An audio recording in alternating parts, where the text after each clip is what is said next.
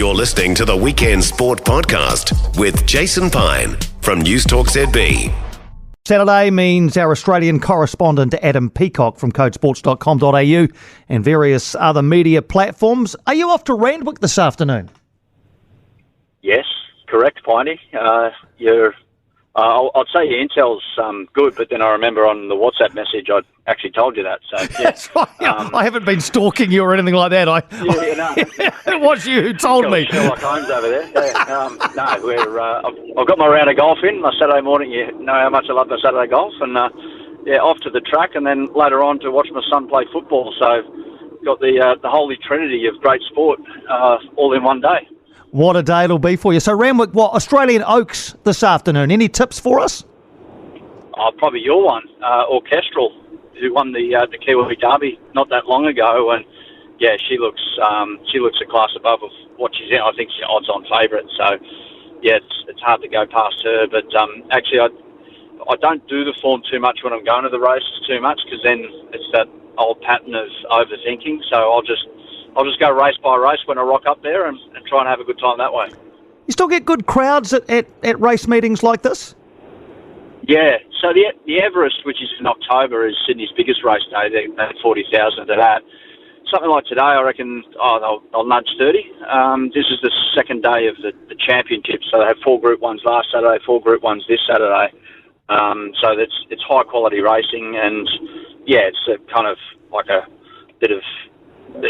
It's autumn, it's still warm enough, so everyone's out enjoying themselves. It's a beautiful day in Sydney today, so yeah, it should be a great day with about 30,000 friends there. Terrific, good stuff. Well, I hope all the picks go well. Speaking of New Zealand horses, one of our champion race mares was retired. I think she only raced in Sydney last weekend. Can you give us any background on this? Yeah, so Imperatriz, she's won 10 Group 1s, the majority of which over there in New Zealand. But yeah, she's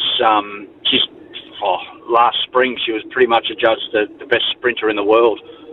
She was outstanding, especially at Moonee Valley, where she won over 1,000 metres, 1,200 metres at will, pretty much. But just didn't quite hit the heights this preparation. I think they took her back to New Zealand after finishing 4th in the TJ Smith at Randwick last Saturday and vetted her, and she wasn't quite where they wanted her to be, and thought, well, she's done her job on the track, now she can go off and breed and become a mum and earn some money that way for Connection. So yeah, she's done her job. She was, on her day, one of the best sprinters in recent memory. She was outstanding.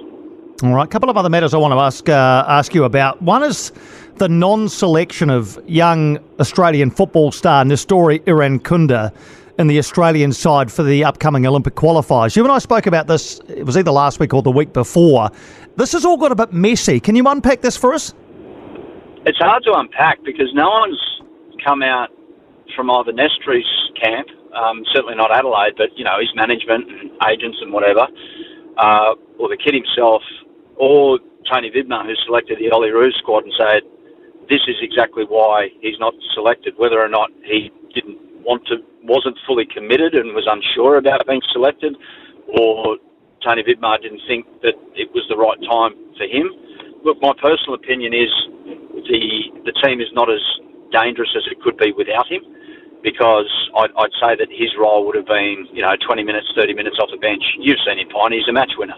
But some of the other stuff that he does in a game, he's still learning, like defensive responsibilities, attacking responsibilities, making runs, not just standing up on halfway in a wide area and getting the ball and then running at people and trying to slap at top bins. There's more to it than that, and he'll find that as his time goes along, especially when he goes to Bayern Munich. And he knows he's not the finished article, but it would have been a great learning experience, in my opinion, and he's the type of player to get us out of a jam if we're in trouble in these qualifiers, because if we make it through to the Olympics, the Ollie Roos, automatically every single player playing in that squad, their value heightens.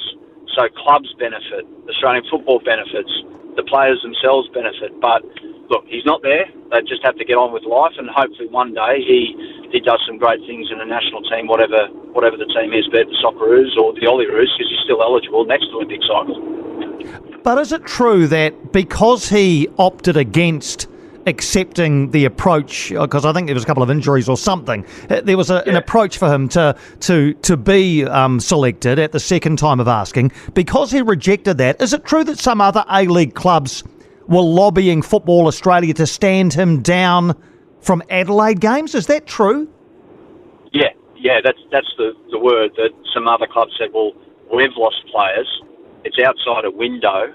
We've done it out of good grace to release these players for national team duties, despite the fact that it's not a locked-in FIFA window where clubs are obligated to.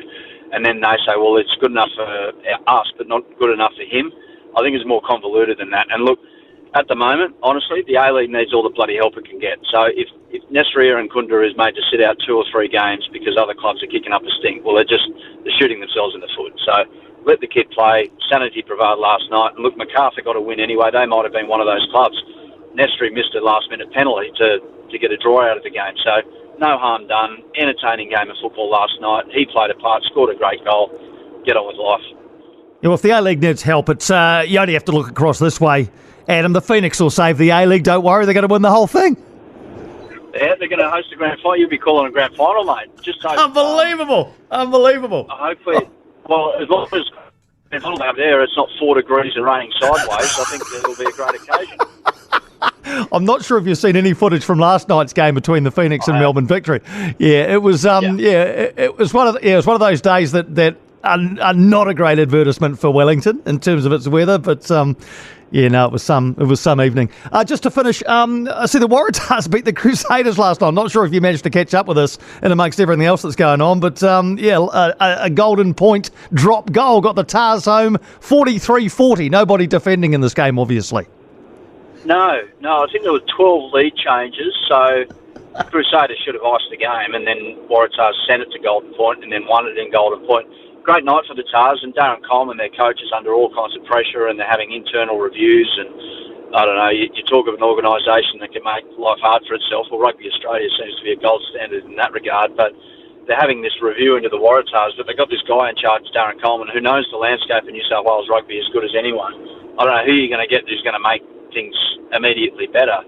It's like they dance around the subject here in Australia, but the simple problem is that if you properly develop players, you give these coaches the right tools to work with in terms of playing stock, well, life might be a bit easier, and there's no need for internal reviews. Point is, last night, Coleman's New South Wales win, pressure off a bit, big win, Kiwi opposition, so hopefully they can all take a deep breath now that they've got the bye and just get on with life and realise that this guy is the way forward at the moment. Always great chatting Australian sport with you, Adam. Thanks for taking the time as always. All the best at the track this afternoon. I hope they all come home for you. Thanks, Piney. Cheers. I'll just back the Kiwis. Good man. Adam Peacock, our regular Australian correspondent, Saturday afternoon here on Weekend Sport. For more from Weekend Sport with Jason Pine, listen live to News Talk ZB weekends from midday or follow the podcast on iHeartRadio.